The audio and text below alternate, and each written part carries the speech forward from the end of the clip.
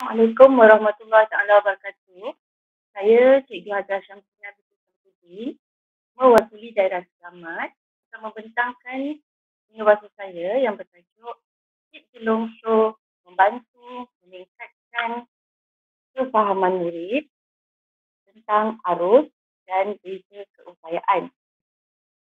Objektif inovasi saya ialah menghasilkan satu alat bantu mengajar dan kaedah pengajaran dan pembelajaran yang baharu yang dapat memastikan pada akhir pembelajaran murid saya dapat menyatakan satu takrifan arus elektrik dengan jelas, yang kedua menyatakan satu takrifan beza keupayaan yang jelas, dan yang ketiga mengaplikasikan rumus takrif arus dan juga beza keupayaan dengan lebih mudah. Sasaran saya adalah 10 daripada 15 orang murid kelas fisik 5A.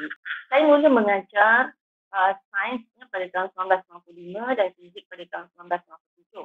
Berbagai masalah daripada kekeliruan murid saya hadapi, dan saya mula mengaplikasikan teknik simulasi ini pada tahun 2006, dan pada tahun 2021 tercetus saja untuk menghasilkan ABM yang dapat menyokong teknik simulasi ini. Ini adalah nota arus dan beza keupayaan yang ada dalam yang dibesarkan oleh buku teks, dan nota yang berbentuk linear begini sukar sebenarnya dipahami oleh murid kerana dia bersifat abstrak. Bagaimana cara inovasi yang saya gunakan, yang digunakan?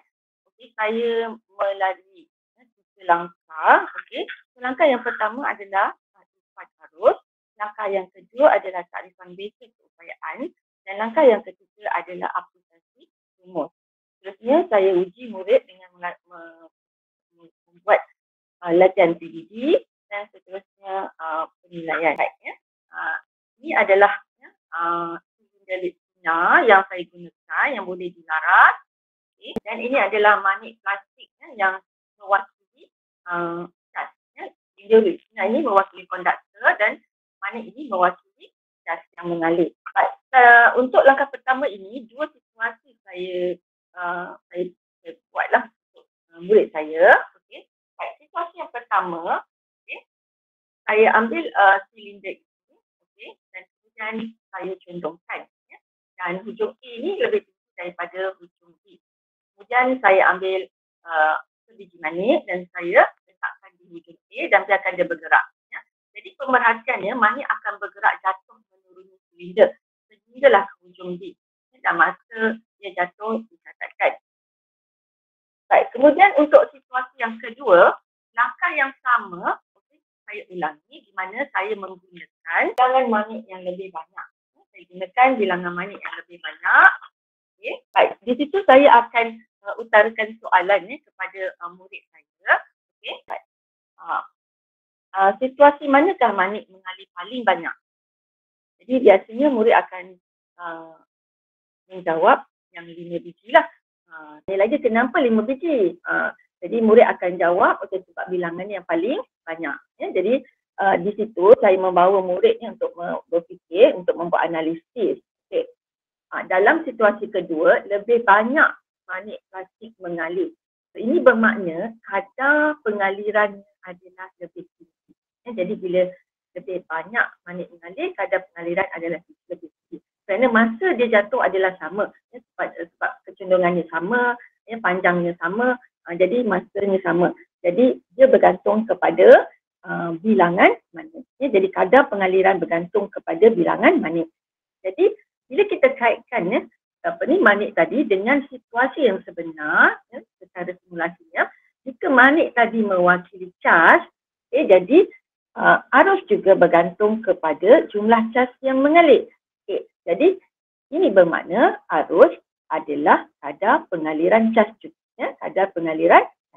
Okey, jadi arus juga bergantung kepada kuantiti atau bilangan cas yang mengalir. Jadi secara takrifannya, arus ialah kadar pengaliran cas dalam satu konduktor. Kita pergi kepada langkah yang kedua, iaitu untuk menghuraikan beza keupayaan. Okay. Di sini saya juga menggunakan 2 situasi. Okay. Situasi yang pertama ialah saya saya letakkannya silinder fluid sinar ini secara melintang dan saya letakkannya bilangan manik yang banyak tadi ke dalam hujung A. Ya. Kemudian saya akan tanya kepada murid saya lah, okey, apakah yang berlaku? Ya, apa yang berlaku? Berapa banyakkah manik yang mengalir? Okey, jadi murid akan jawab tidak ada manik yang mengalir, tidak ada pergerakan. Ya, okey. Seterusnya saya bertanya kepada murid lah, kenapa manik itu tidak mengalir?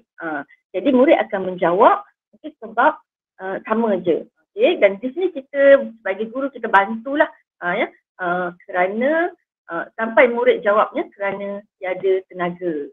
Ya, okey. Baik, jadi seterusnya saya buat kaedah sumbang saran di mana saya minta murid menjawab, okey, sehingga dia dapat, ya, yang tepat lah, ya, macam mana nak menggerakkan manik-manik tersebut. Ya, okey.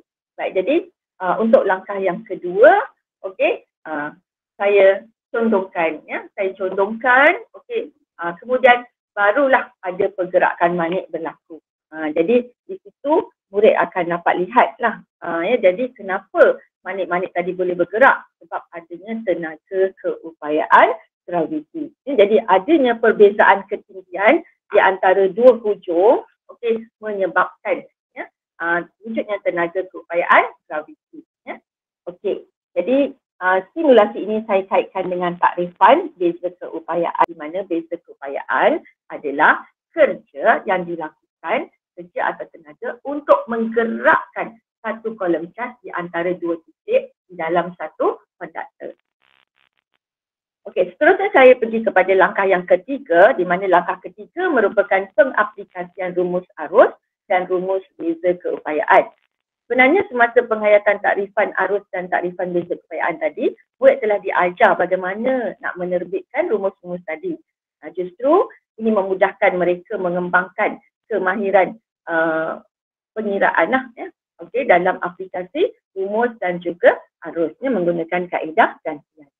Okey, contohnya, ya, dalam arus, tadi arus takrifan dia adalah kadar pengaliran cas dalam satu konduktor. Bila kita sebut kadar pengaliran cas, maksudnya dia adalah kadar kuantiti atau jumlah cas yang mengalir. Okey, dan okey, takrifan ini kita terjemahkan ke dalam rumus di mana arus adalah kuantiti ataupun jumlah cas yang mengalir kita bahagikan dengan masa sebab dia melibatkan kadar, ya. Okey, di mana I adalah arus, Q adalah jumlah cas yang mengalir dan T adalah masa. Okey, baik, untuk beza keupayaan pula, beza keupayaan adalah disebabkan wujudnya perbezaan keupayaan di antara dua titik. Ya. Ada perbezaan keupayaan, itu adalah realiti yang sebenarnya. Ya. Jadi ini maksudnya ada satu tenaga untuk menggerakkan. Tenaga itu disebabkan oleh perbezaan keupayaan di antara dua titik. Ya. Okey, jadi kaedah simulasi ini sebenarnya tidak dapat dilihat. Murid tak dapat lihat mana tenaga dia. Jadi kita tukar kepada kaedah simulasi dengan menggunakan tenaga keupayaan. Baik, jadi beza keupayaan adalah kerja atau tenaga yang digunakan untuk menggerakkan satu kolom cas di antara dua titik dalam satu konduktor. Okey, jadi secara rumusnya V ataupun beza keupayaan adalah sama dengan E, ya, tenaga ataupun W, dibahagikan dengan Q. Okey, Q itu adalah cas. Ya. Jadi tenaga yang digunakan untuk menggerakkan satu kolom cas. Baik, itu adalah cara pemasangan. Okey, kita bermula dengan,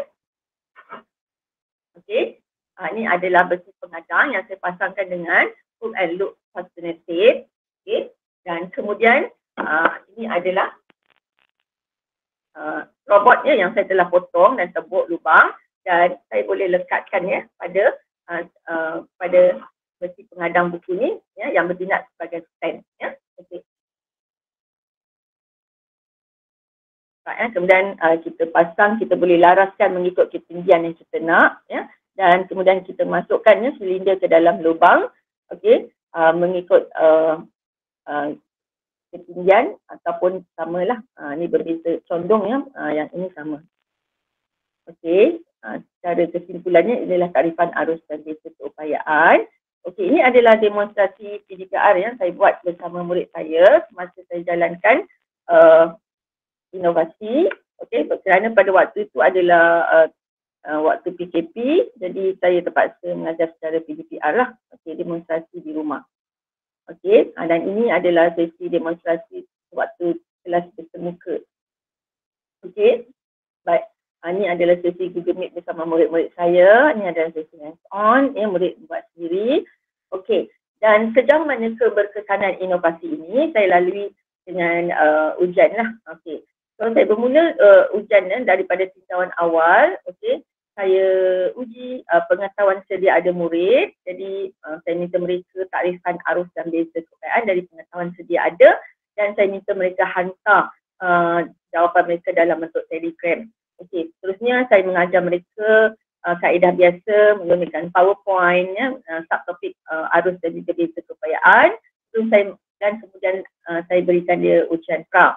Okey, saya minta mereka takrifkan arus dan beza keupayaan sekali lagi. Okey, kemudian saya ajar cik gelongso pula, okey, menggunakan cik gelongso, dan selepas itu saya tanya lagi sekali takrifan arus dan beza keupayaan, dan itu sebagai ujian post. Okey, dan akhirnya saya memberikan pentaksiran PBB yang merupakan takrifan dan juga soalan penyelesaian masalah untuk aplikasi rumus. Okey, dan ini adalah contoh jawapan murid. Okey, yang atas ni merupakan untuk penilaian pertama. Okey, arus dan beza keupayaan takrifannya tidak tepat, dan yang bawah ni merupakan ujian pra, ya. Arus sangat tepat tetapi beza keupayaan kurang tepat. Okey, dan yang ini adalah penilaian yang ketiga di mana arus dan beza keupayaan diberikan takrifannya dengan sangat tepat. Okey, dan ini adalah jawapan murid-murid yang lain. Okey, ini adalah pentaksiran PBD. Okey, kalau kita lihat kat sini, murid kebanyakan mendapat markah penuh. Okey, kecuali kalau ini pun dia silap disebabkan tidak meletakkan unit ataupun salah pengiraan. Ya. Okey, dari segi perbandingan markah, okey, untuk penilaian untuk takrifan arus, penilaian 1, okey, tidak ada murid yang dapat jawab dengan tepat.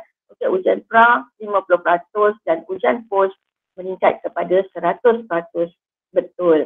Okey, baik, untuk takrifan beza keupayaan pula untuk penilaian 1, okey, tidak ada sifar. Okey, untuk ujian pra juga sifar, dan untuk ujian post meningkat kepada 60% memberikan takrifan yang sangat tepat. Okey, baik, ini graf perbandingan individu untuk takrifan arus dan takrifan beza keupayaan, dan ini adalah peratus pencapaian impak untuk keseluruhan, di mana untuk arus, takrifan arus bermula daripada sifar kepada 50 dan 100, dan untuk beza keupayaan bermula daripada sifar kepada masa sifar juga dan kepada 60%.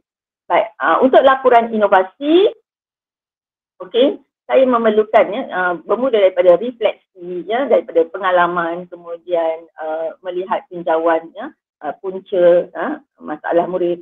Okey, kemudian saya membina kit gelongso, okey, dan saya uji cuba bersama murid, dan akhirnya saya sebarluaskan penggunaan kit gelongso bersama guru-guru di sekolah saya dan juga murid-murid. Okey, saya membuat inovasi ini di sekolah lama saya, Sekolah Munshi Ibrahim Habis, dan kemudian saya berpindah ke Sekolah Menengah Kebangsaan Bekok, dan saya tetap berkongsi semua inovasi yang saya hasilkan bersama guru-guru dan juga murid di sekolah saya. Okey, begitu juga dengan murid tuition, ya. Okey, dan ini adalah pengiktirafan yang saya terima setakat ini. Okey, jadi secara refleksinya saya sangat berpuas hati kerana kit gelongso ini ada menyebabkannya ada peningkatan dari segi penguasaan murid, ya. Okey, untuk memberi takrifan arus dan beza keupayaan, dan jawapan yang mereka berikan dalam setiap latihan juga menunjukkan kefahaman mereka, dan saya sangat yakin penggunaan model kit gelongso ini sangat membantu murid dan juga guru. Okey, dan ini adalah respon guru-guru apabila saya membuat PLC secara Google Meet, dan ini adalah sesi PLC bersemuka bersama guru-guru di sekolah saya. Ya. Okey, dan ini perkongsian Kit Bronco, ya, penggunaan Kit Bronco bersama dengan murid sistem saya. Okey, dan saya sangat berharaplah model ini, ya, yang saya sifatkannya sangat berpotensi untuk boleh disebarluas dan diguna pakai untuk semua guru sains dan fizik di seluruh Malaysia. Okay. Sekian daripada saya, semoga ianya memberi manfaat kepada semua. Assalamualaikum warahmatullahi wabarakatuh.